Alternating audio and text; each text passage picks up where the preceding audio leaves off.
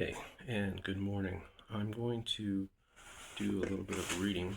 I'll jump right into it since I don't know how much time I have left to do this because I'm in a place where I can't do this too much. It's okay. So what I'm going to do, I'm going to read some commentaries that I put together from the Bible, Ecclesiastes chapter 4 to whatever number I stop at, probably 7. All right, so here, check this out. Okay, so starting at 4:1, it talks about under the sun. I'll just read verbatim what I have here. Okay, under the sun.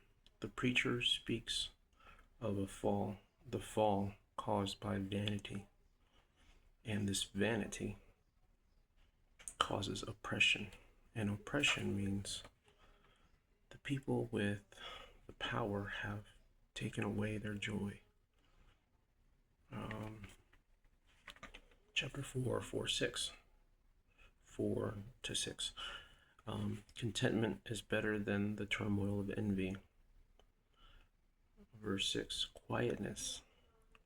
Sufficiency with contentment is better than need resulting from laziness or excess accompanied by restless toil.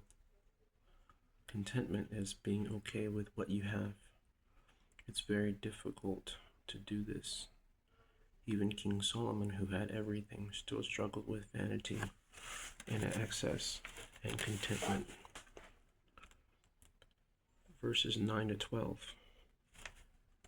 It encourages community. When two work together, they can lift each other up. If two lie together, they can keep each other warm. How can one keep warm alone? Verse 12 is very important. And though a man might prevail against one who is alone, two will withstand him. A threefold cord is not quickly broken. That's from verse 12. Verse 13 to 16.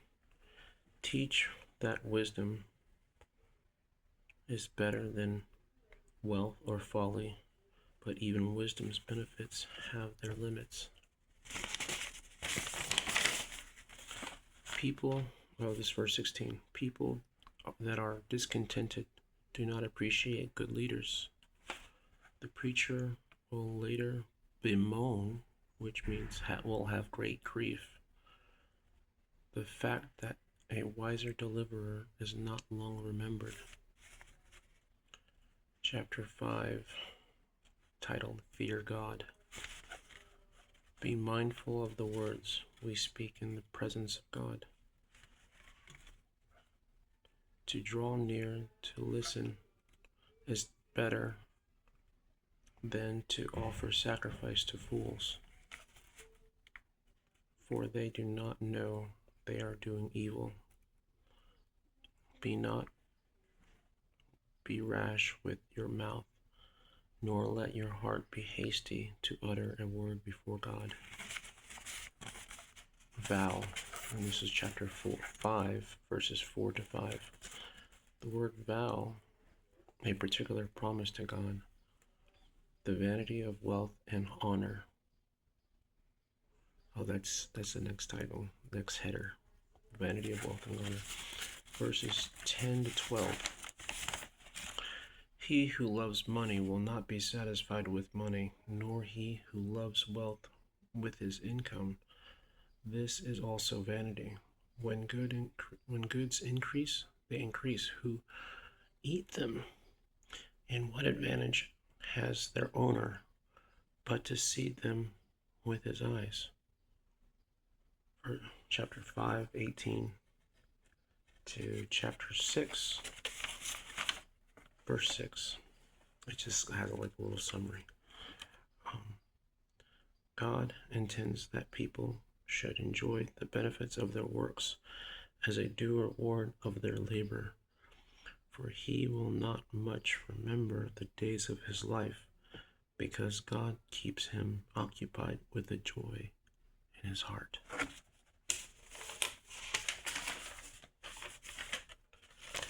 chapter 6. The preacher, 6:1. The preacher sees the evil. Verse 2. God gives wealth to some, but not have the ability to enjoy it. Instead, a stranger enjoys it.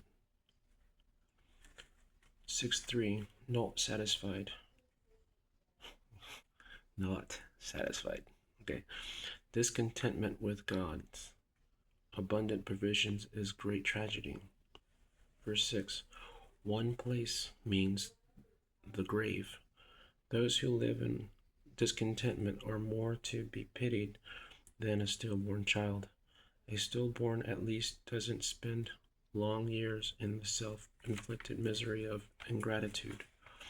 This is the preacher explaining how man or woman falls to vanity. Verse 7 to 9. Nothing will ever satisfy the soul, not even the good gifts of God.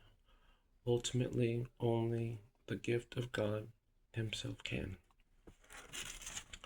Did you understand that? Nothing will ever satisfy the soul, not even the good gifts of God. Ultimately, only the gift of God himself can. Verse 8. Those, though poor, who know how to live effectively in the world avoid the discontentment of wandering, unsatisfied desires. Verse 10 to 12. These are deep verses. You have to think about these. It says, he is not able to dispute with one stronger than he. The more words, the more vanity. And what is the advantage to man? For who knows what is good for man, while he lives the few days of his vain life, which he possesses, which he passes like a shadow. For who can tell man what will be after him under the sun, after death of everything? The person may use too many words to explain or complain.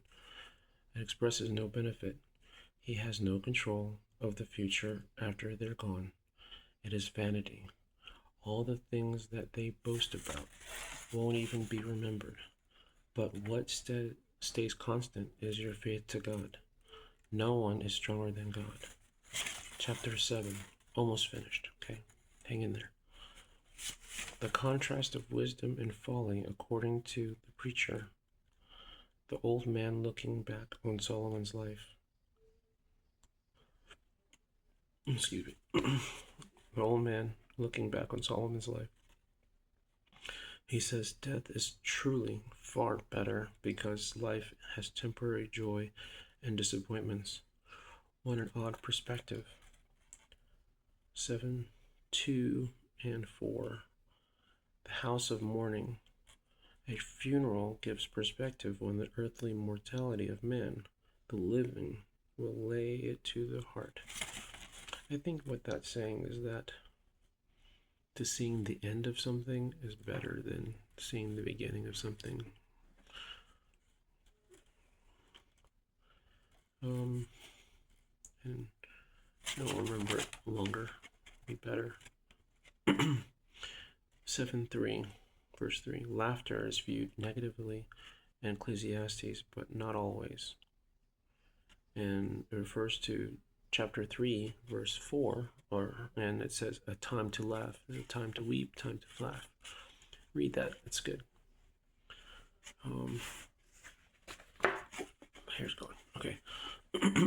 The preacher explains how having all these experiences in verse 7 corrupts its heart. In verse 8, it's better as the end of a thing than the beginning, which I just said. A person who loves money cannot be satisfied by money. Verse 9, anger lodges. Anger lodges in the heart of fools. The anger is ignited by life's frustrations that leads to folly. You will know what this means when you have many things in play. Verse 14, I'm looking to see if anybody's coming. Verse 14. Prosperity and adversity. In the day of prosperity, be joyful. God has made adversity as well, so that man may not find out anything that will be after him. Be not overly righteous, verse 16 and 17. Overly wicked. Don't be that. Do not make yourself too wise. Pride can masquerade as righteousness. Conversely, there is an impulse to lawlessness that goes beyond everyday standards of life. 17 says, be not overly wicked, and neither be a fool. Why should you die before your time? Pride will be foolish. Vanity will not fill the emptiness of the soul. Verse 18, for the one that fears God shall come out of self-righteousness and wickedness. Verse 19, it gives strength to the wise. Wisdom is powerful and encouraging. Verse 20, not a righteous man, not one man is not guilty. Not one man is not guilty before God. Verse 22, your heart knows many times you yourself have cursed others. We are multiple offenders in God's sight. And the last couple ones we got here. Verse 24, who can find out? No one can fully comprehend God's understanding. It is difficult category than human knowledge. And that refers to chapter 8, verse 17, and 1 Corinthians chapter 2, 11. And the last verse here, commentary, verse 29, man made upright. It says, God has created Adam morally good, but the fall corrupted mankind. Okay, that's it. And I'm going to save this to a video, and you can check it out in the future if you need to. God bless you guys.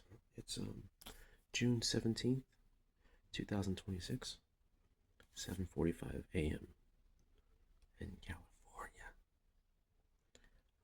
All right, take care. God bless. Love you guys. Bye-bye.